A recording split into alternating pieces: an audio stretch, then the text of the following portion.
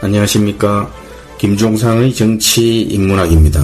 오늘은 지난 2019년 5월 양정철과 서훈 당시 국정원장의 만남을 재조명해보고 또 얼마 전에 있었던 홍남기 경제부총리와 문재인의 독대에 대해서도 한 말씀 드리려고 합니다. 그 전에 미래통합당, 윤미향 사건, 또 연이은 지금 민주당 단체장들의 성추행, 부동산 문제까지 세게 밀어붙이지 못하는 이유가 도대체 뭡니까? 행정수도 이전 문제만 봐도 대학교 내에 있는 자판기 하나 옮기는데도 줄줄이 성낙을 받아야 하는데 국가의 행정수도 이전을 이런 식으로 하려고 하는데 통합당 대응이 이래가 되겠습니까? 지금도 금요일마다 지방에 이전한 공공기관들 앞에는요, 주말 부부 또 기러기 가족 상봉을 위해서 전세 버스가 몇 년째 지금 긴 줄을 서는 진풍경이 벌어지고 있는데 거기다가 위헌 결정까지 난 사안 아닙니까? 민주당은 정략적으로 쿡쿡 찔러보고 여론 반응만 괜찮으면 앞도 뒤도 안 보고 밀어붙이는데 통합당은 왜 질질 끌려다닙니까? 원희룡 제주지사의 수술하려면 손부터 깨끗이 씻고 상황이 또 맞으면 진중권 같은 사람도 이번에는 함께 해야 한다. 그 말 저는 새겨 들어야 한다고 봅니다. 저는 또 청문회 잘 봐달라는 박지원의 로비도 아마 통합당 누군가를 통해서 암암리에 전달되었을 것으로 판단하고요.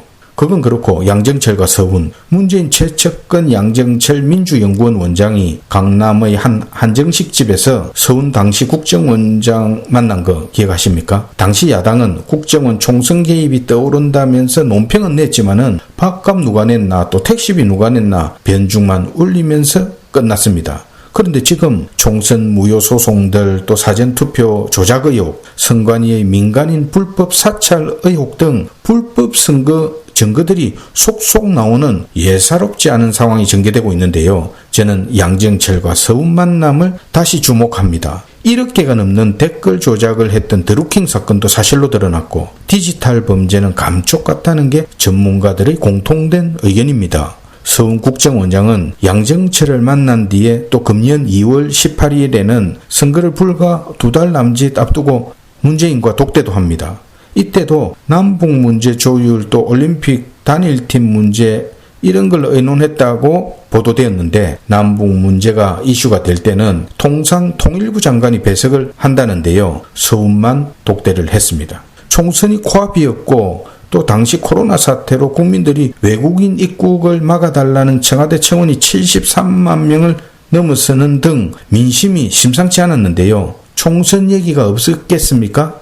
양정철이 서훈 국정원장을 만난 날도 그날은 양정철이 민주연구원장 취임 이후에 문재인 2년을 평가하는 첫 토론회가 있었던 날입니다. 그런데 양정철은 이 행사에도 참석하지 않고 자가용도 아닌 대중교통을 타고 약속 장소로 빠져나갔습니다. 청와대가 몰랐을까요? 양정철과 국정원장의 4시간 만남의 진짜 이유가 뭐겠습니까? 시끄러워지니까 다른 참석자도 있었다 이랬는데요. 그 제3자는 나중에 합류했고 그전에는 둘이서 만났습니다. 서훈 이 사람 문재인 대선 캠프에 합류한 후 국정원장, 지금은 국가안보실장까지 승승장구를 하고 있는데요. 국정원장 취임하자마자 적폐청산을 내세워서 자기 조직 직원 500여 명을 감찰 조사했고 그 중에 100여 명은 검찰 조사도 받았습니다. 전 현직 간부와 직원 50여 명은 사법 처리도 되었고요. 이쯤 되면 목숨 걸고 문재인 정권과 한 배를 탔다고 보는 게 맞지 않겠습니까?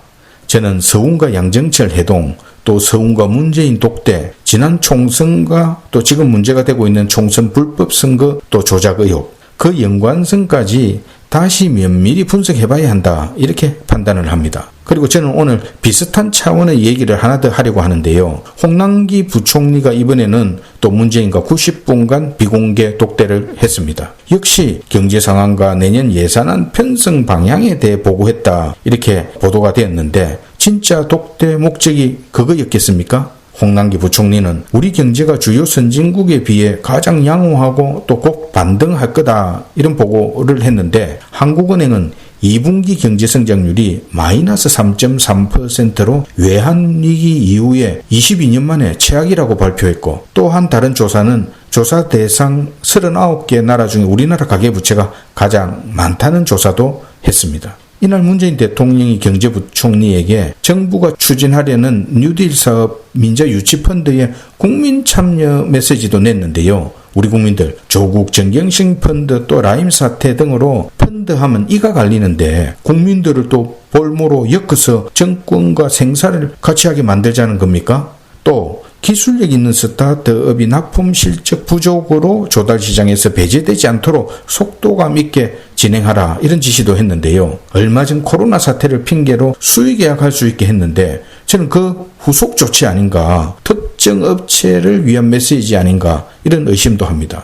또 주식이나 펀드 이런 문제를 지금 대통령이 직접 언급하는 게 과연 적절합니까? 지금 미국 트럼프 재선 또 코로나 사태가 맞물려서 미국이 돈을 마구 풀며 전 세계가 겨우 버티고 있는데 더 큰 후유증 대비를 해야 합니다. 한국판 160조 원 뉴딜 청사진도 발표되었는데 미국 공황때를 잠시 보면요. 주식시장이 붕괴되면서 위기가 시작되었고 걷잡을 수 없이 경제가 무너졌습니다. 기업 해고에 상점은 줄줄이 문을 닫았고 지방은 또 재산세가 바닥나고 불황의 모든 대책은 무용지물이 되었지요. 일용직 일자리에 길게 늘어선 줄 또 남녀를 불문하고 공원이나 다리 밑에서 잠을 자면서 쓰레기통을 뒤지는 노숙자들도 늘어갔고요. 궁핍이 한마디로 삽시간에 퍼졌습니다.